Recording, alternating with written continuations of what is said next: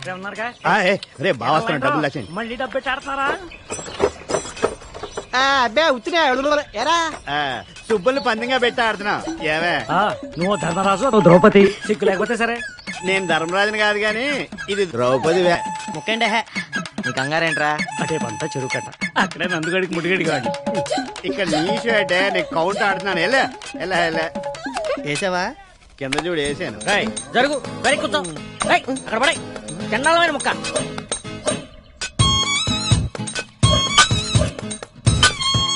అది నాన్నగారు ఏంటి తప్పు చేస్తున్నారు నాన్నగారు. చిన్నప్పటి నుంచి నా ఆట మీ ఆట రెండాట్లు మీరే ఆడుతున్నారు. 25 ఏళ్ళు నా జీవితంలో వెనక్కి తిరిగి చూస్తే అంతా మీరే ఉన్నారు. అయితే ఇప్పుడు కూడా నా చేతులు మీ చేతిలోనే ఉన్నాయి. తప్పైపోయిందిరా బాబు. ఎవరు నాన్నగారు? బొమ్మరిల్లు బట్టి పెట్టాడు. ఓహో ఏంట్రా ఏం చూసావు? నీ 25 ఏళ్ల జీవితంలో నేనే ఉంటాను రా. అరే నేను కాక పక్కింటోడు ఉంటాడా? నీ కన్న తండ్రి కాదంట నేను. నీకేంత డౌట్ ఉంటే కుర్రాడు ఆడికేం తెలుస్తుంది? అదేదో అడుగుతున్నాడు. ఏంటో తెలిసేది? నీ పని నువ్వు చూసుకో. ఆయన ఇంకా కొట్టకూడదురా, పెద్దోడాడు. ఏం పెద్దవాడాడు? పేక ముక్కలే సరిగా సర్దుకుంటాడు, పేకాడికి వస్తాడు. పెద్ద వచ్చినలాగా. బావా మనవాడు సిటీకి వెళ్ళి మంచి ఆటగాడయ్యాడు. ఎవరు పెళ్లి చేసుకుంటారో గానీ బాగా సుఖపడతారు. నేను అన్న సంపాదన గురించి నువ్వేమనుకున్నావు? నువ్వు మారో ఇక్కడ నువ్వు ఏట్రా కంగారు? పొద్దున 6 గంటల ముహూర్తం. నా కూతురు పెళ్లి కూతురు కదా. పత్రికలు చేసినప్పటి నుంచి చెప్తున్నావు, గుర్తున్నా వస్తున్నా. పాపారా ఈ ఊళ్ళో ఏ శుభకార్యం జరిగినా మొట్టమొదటి అక్షంతలు వేసేది తనే, వేయించుకుని తనే. వెళ్ళు. చూస్తేట కనిపిస్తాడు గాని ఆ బస్ స్టాండ్ వీధిలో ఆడికి 4-5 మగ్గాలున్నాయి.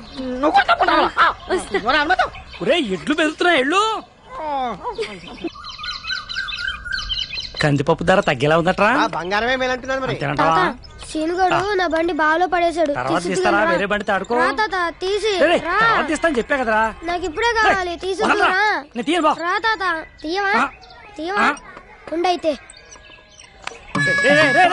అమ్మాయి చెప్పురా.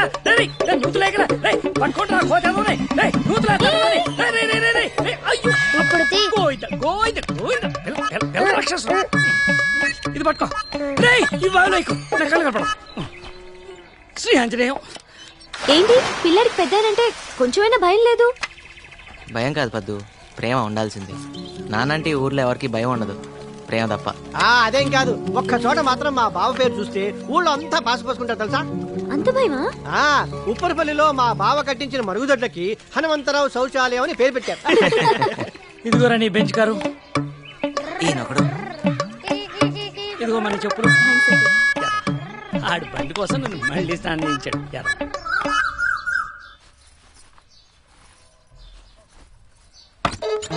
సారీ నందు, ఎలాగో వచ్చావుగా, ఇటు వచ్చి కొంచెం హెల్ప్ చేయి. నేనా?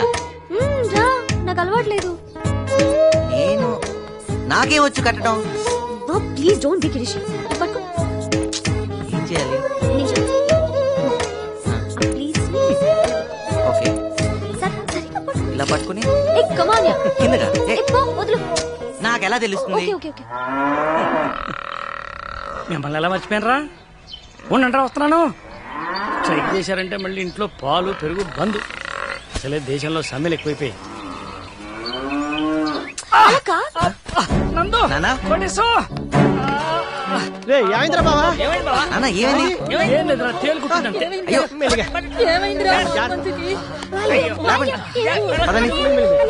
తప్పకోండి, తేలు కుట్టింది, హాస్పిటల్కి వెళ్ళాలి. హాస్పిటల్ బండి రెడీ చేయండి.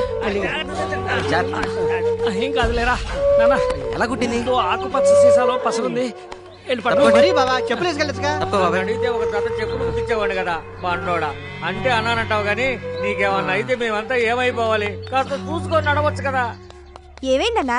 హనుమంతుకి తేలు కుట్టిందంటమ్మా. అయ్యో, ఇప్పుడు ఎలా ఉందిరా హనుమంతు? ఏం కాదులేమ్మా. నొప్పిగా ఉందా మావయ్య? మా వాడు పసరు రాస్తున్నాడు కదా. మన హనుమంతుకు తేలు కుట్టిందంట. అవునా? పెళ్లికి వెళ్ళాలిగా. నిన్న అందుకే అందరూ బండోడు అనేది. ముందు రెస్ట్ తీసుకో.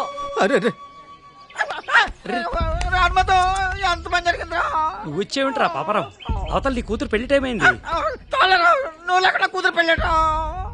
నువ్వు రాలేమని చెప్పి నీ కళ్ళ ముందర నా కూతురు తాళి కట్టించాలని మన వాళ్ళందరినీ ఇక్కడికి ఏట పెట్టుకొచ్చాను రా.